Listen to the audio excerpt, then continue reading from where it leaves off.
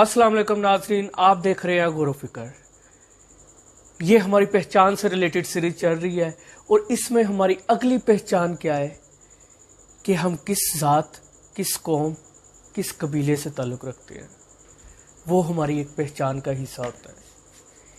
इसमें मैं इस्लाम के दो ही कौल कहना चाहूँगा और मेरे ख्याल में उसके बाद किसी चीज़ की ज़रूरत नहीं होगी। एक तो कुरान पाक से अल्लाह ताला ने फरमाया कि मैंने आप लोगों को कबीलों में तकसीम इसलिए किया ताकि तुम पहचाने जाओ।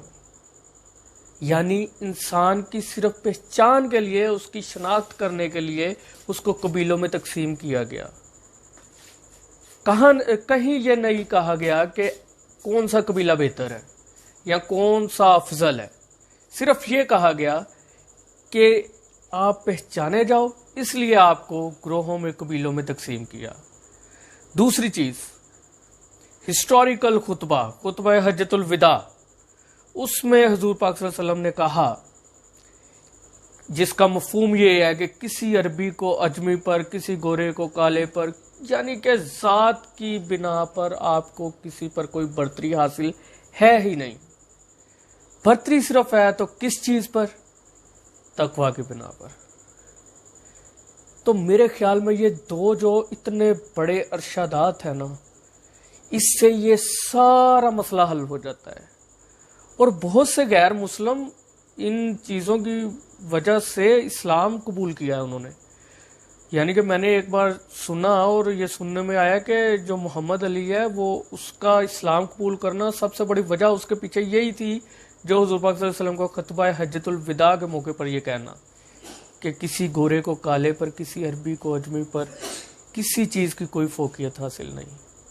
लेकिन अब होता क्या है, कैसे हम ये ज़ात को बात, और इसमें हम इंफीरियरिटी कम्प्लेक्स भी और सुपीरियरिटी कम्प्लेक्स भी, यानी कि जो ज़ातें यहाँ अफजल समझी जाती हैं वो फिर अपने आप को बड़े फने खान समझने लग जाते हैं, और जो कम समझी जाती हैं वो उस चीज़ में एहसास कमतरी महसूस करते हैं और उसको चेंज करने की कोशिश करते हैं।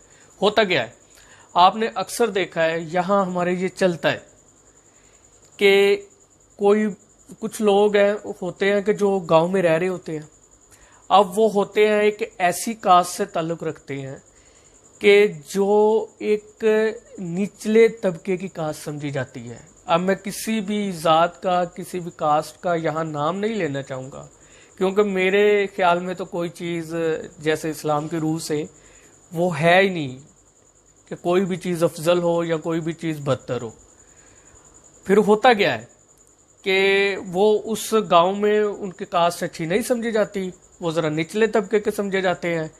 अब अगर वो लोग, आपने देखा है कि अक्सर जो लोग शहर में मूव होते हैं, शहरों में रहना शुरू करते हैं, तो मेजॉरिटी लोग अपने कास्ट चेंज कर लेते हैं।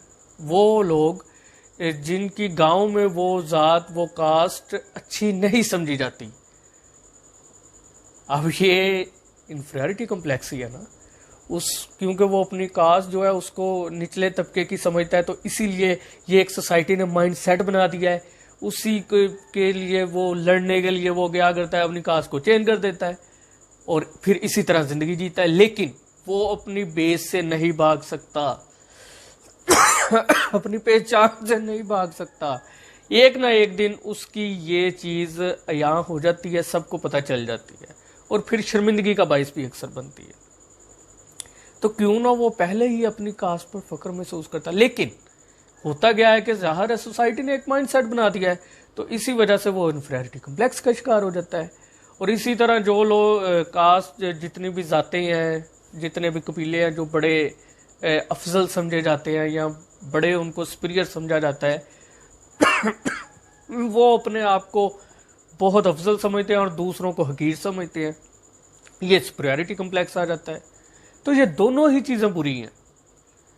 आप सबसे पहले इंसान हैं, आपकी सबसे बड़ी ज़ात ये है कि आप अशरफुल मखलूक़ात हैं। उसके बाद आपकी पहचान के लिए आपको मुख्तलिफ ज़ातों में नाम दे दिए गए हैं, और लेकिन हम इसी चीज़ पे इतराते रहते हैं कि मैं राजपूत हूँ, मैं वाण हूँ, मैं फलान हूँ। यानी कि कोई भी ज़ात का नाम नहीं मैं लेना चाहता, लेकिन ये चीज़ होती है। تو یہ آپ سمجھ لیں کہ یہ ہماری پہچان کا حصہ ہے، ہمارا کس ذات سے تعلق ہے، کس قبیلے سے تعلق ہے، تو اس لیے اس میں کبھی بھی ہم کو انفیریٹی کمپلیکس محسوس نہیں کرنا چاہیے، ہمیشہ اس چیز پہ فخر محسوس کرنا چاہیے، کوئی بھی چیز ہے۔ اور جو کوئی کہنا بھی چاہے تو میں نے یہ آپ کو 2 بہت بڑے قول بتا دیے ہیں، فرمان بتا دیے ہیں، آپ اس کو یہ بتا سکتے ہیں کہ کیسے تم بھی ہم سے افضل ہو۔ اسلام نے یہ تفریق ختم کر دیا اور حضور پاک صلی اللہ علیہ وسلم نے عرب میں ختم کی، اور آج اگر آپ دیکھیں تو عربی اپنے سے دوسری قوم کو وہ حقیر سمجھتے ہیں آج کل جو، حالانکہ حضور پاک صلی اللہ علیہ وسلم نے وہاں اس کی مثال یہ قائم کی، ایون دیٹ کہ پریکٹیکلی چیز ثابت کی کہ حضرت بلال رضی اللہ تعالیٰ عنہ حبشی تھے، ایک غلام تھے، ان کو کیسے بادشاہ بنا دیا، کیسے اوپر اٹھایا، اور یہ سوچے بغیر کہ یہ ان کا تعلق کس کاسٹ سے ہے، کس قبیلے سے ہے، یا کیا یہ درجہ رکھتے ہیں۔ تو سبحان اللہ، کیا مقام ہے ان کا اور کیا درجہ ہے اور کیا مثالیں انہوں نے قائم کی ہیں، اور ہم اسی لیے ہمیں بھی اپنی زندگی میں چاہیے کہ ہم انہی کو ہی فالو کریں، انہی کی پیروی کریں، اسی لیے کہا گیا ہے۔ تو ان کی پیروی کرتے ہوئے یہ اس چیز کا کمپلیکس ہم میں آنا ہی نہیں چاہیے۔ امید ہے کہ ہم آج کے بعد انشاءاللہ اپنی جو بھی کاسٹ ہے، جو بھی ذات ہے، قوم ہے، قبیلہ ہے، اس پہ فخر محسوس کیا کریں گے، اور برتری صرف ایک ہی چیز پر ہے، تقویٰ پر، اس کو اختیار کریں اگر برتری اختیار کرنی ہے تو۔ یہ تھی ہماری آج کی ویڈیو، اگلی ویڈیو میں ہم ایک ہماری نئی پہچان کے ساتھ حاضر ہوں گے، تب تک کے لیے اللہ حافظ۔